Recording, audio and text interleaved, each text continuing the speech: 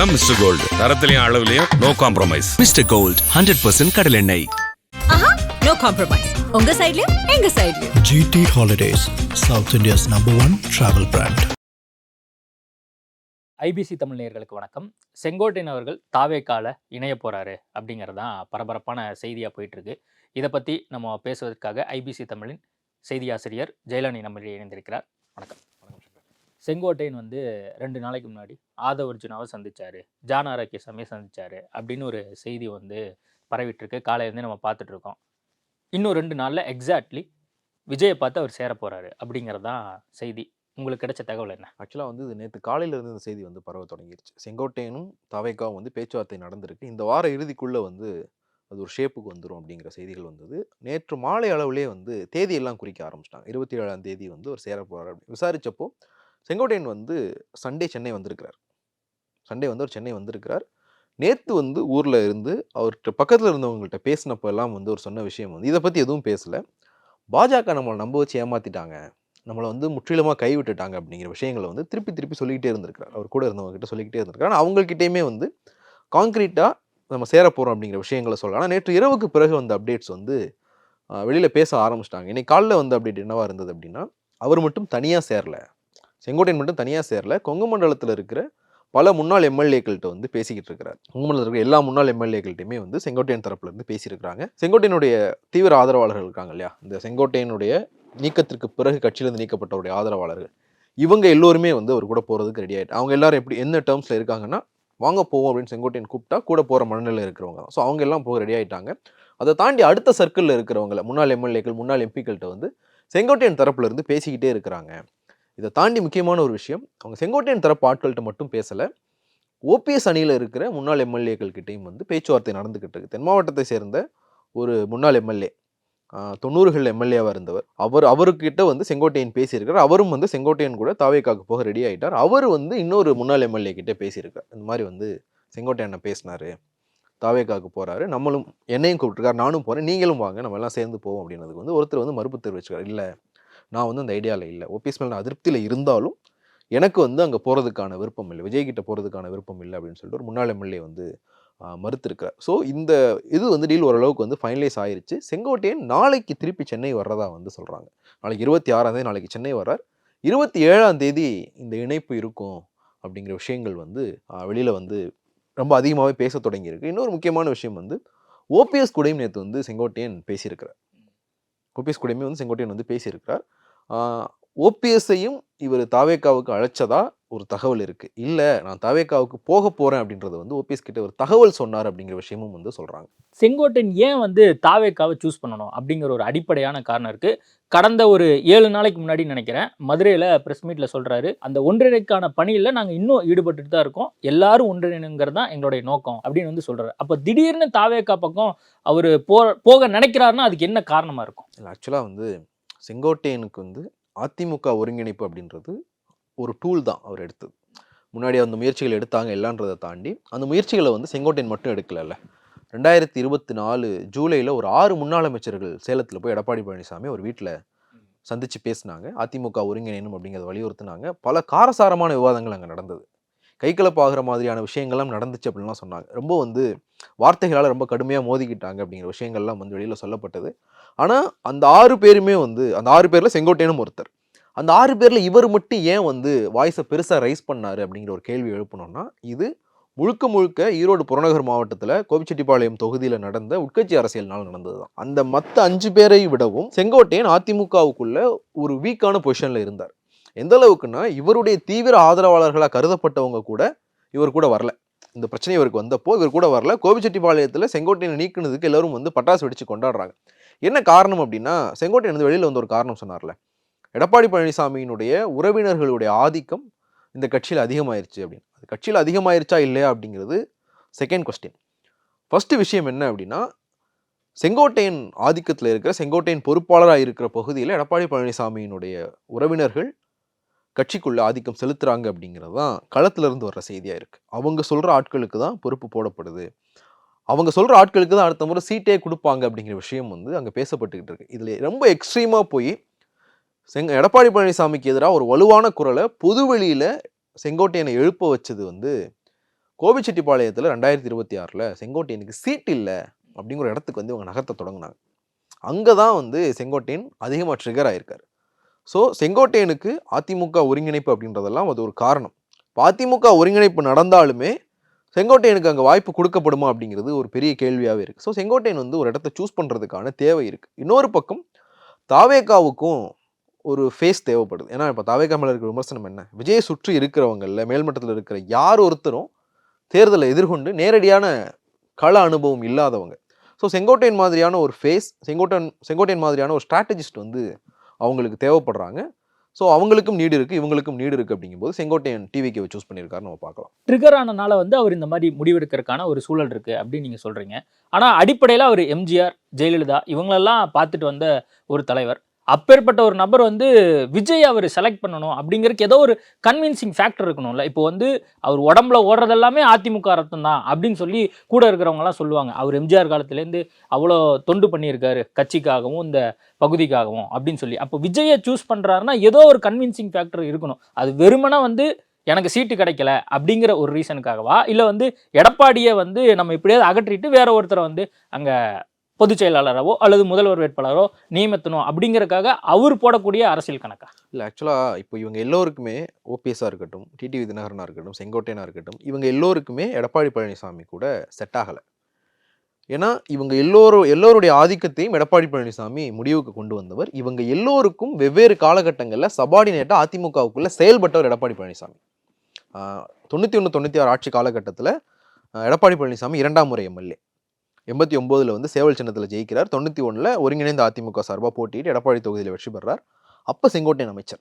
சில விஷயங்கள் சொல்லுவாங்க, சட்டப்பேரவைக்கு செங்கோட்டையனுடைய பிரீஃப் கேஸை எடப்பாடி பழனிசாமி தூக்கிட்டு வருவார் அப்படின்னு சொல்லிட்டு பழைய ஆட்கள் சொல்கிற விஷயங்கள்லாம் இருக்குது. ஸோ அதிமுகவுக்குள்ளே எடப்பாடி பழனிசாமி வளர்றதுக்கு காரணகர்த்தாக்களில் ஒருத்தராக செங்கோட்டையனும் இருந்திருக்கிறார். ஸோ அப்போ வந்து எடப்பாடி பழனிசாமி செங்கோட்டையனுக்கு சபார்டினேட்டாக செயலாற்றி இருக்கிறார்.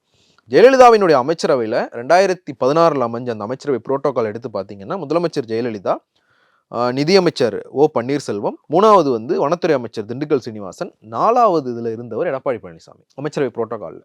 அதற்கு பிறகு ஓ பன்னீர்செல்வம் முதலமைச்சர் ஆனப்போ ஓபிஎஸ், திண்டுக்கல் சீனிவாசன், செங்கோட்டையன் அப்படின்னு சொல்லிட்டு.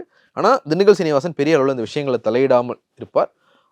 டிஃபேக்டோ செகண்டில் இருந்தவர் வந்து எடப்பாடி பழனிசாமி தான். ஸோ அந்த இடத்துல வந்து அவர் ஓ பன்னீர்செல்வத்துக்கு சபார்டினேட்டாக ஆட்சியில் பணியாற்றி இருக்கிறார். கட்சியில் வந்து அப்போது ஓ பன்னீர்செல்வம் பொருளாளர், எடப்பாடி பழனிசாமி தலைமை நிலைய செயலாளர். ஸோ அவர் வந்து எடப்பாடிக்கு ஓபிஎஸ்க்கு சபார்டினேட்டாக அந்த காலகட்டத்தில் பணியாற்றி இருக்கார். டிடிவி தினகரனை பற்றி நம்ம சொல்லவே வேணாம். இன்றைக்குமே வந்து சில படங்கள் உண்டு. அதிமுக தலைமை அலுவலகத்தில் ஒரு சோஃபா போட்டு முன்னாடி ஒரு டேபிளில் வந்து தினகரன் உட்காந்துருப்பார், பக்கத்தில் ஒரு சேரில் வந்து எடப்பாடி பழனிசாமி உட்காந்துருப்பார்.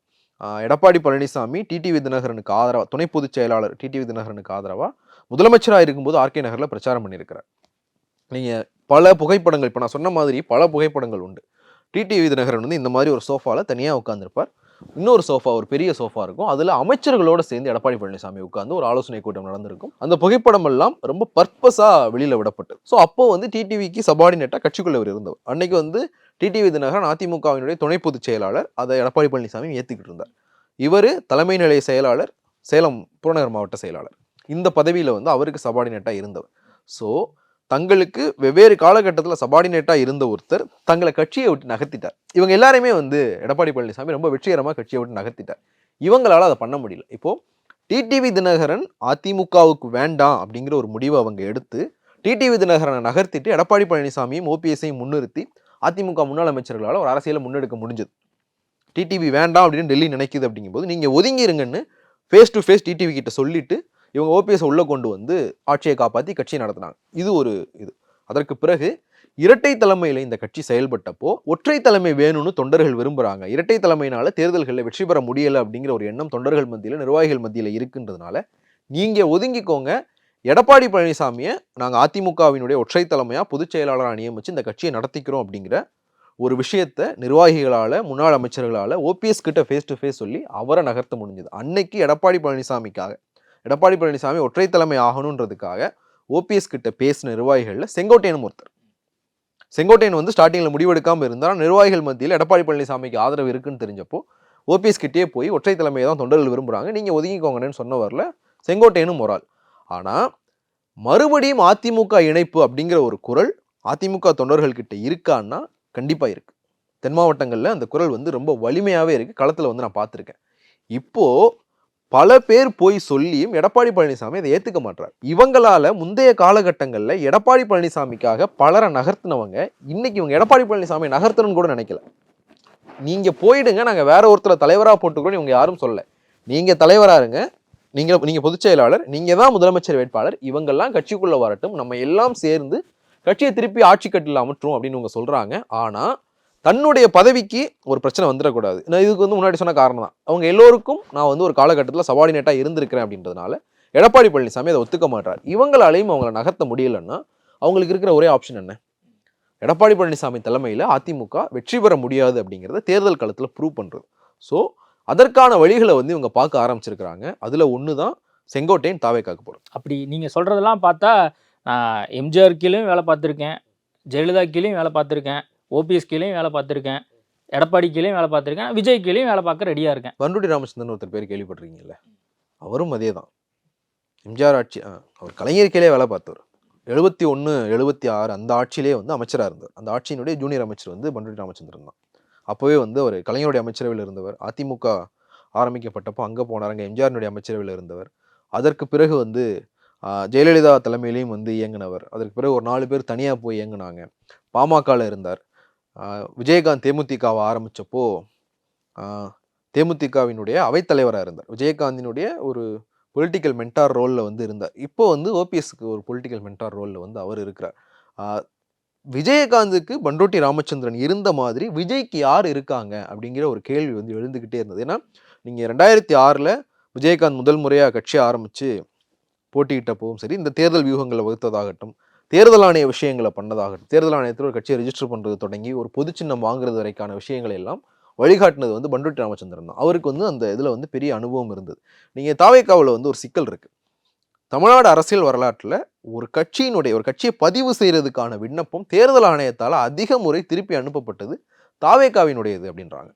ஏன்னா அவங்களுடைய அப்ளிகேஷன்ஸ்ல அவ்வளோ பிரச்சனை இருந்தது. சீனியர் இல்லாததுனால வந்த பிரச்சனை. இப்போ தாவேக்காவுக்கும் அடுத்தடுத்து நிறைய விஷயங்கள் இருக்கு. அவங்க வந்து தங்கள் தலைமையில கூட்டணி அப்படிங்கிற ஒரு கால் எடுத்திருக்காங்க இல்லையா? பண்ருட்டி ராமச்சந்திரன் தேமுதிகவில் இருந்தப்போ கூட்டணி பேச்சுவார்த்தைகள் எல்லாம் வந்து அவர் தான் நடத்தினார். எல்லா தரப்போடையும் வந்து கூட்டணிக்காக பேசினவர் வந்து அவர் தான். 2011 அதிமுக கூட கூட்டணி போனதற்கு பண்ருட்டி ராமச்சந்திரன் வந்து ஒரு பெரிய காரணமாக இருந்தார். ஏன்னா அந்த கூட்டணி பேச்சுவார்த்தைகளை முன்னெடுத்தவர் அவர் தான். இந்த மாதிரியான அனுபவம் வந்து செங்கோட்டையனுக்கு உண்டு.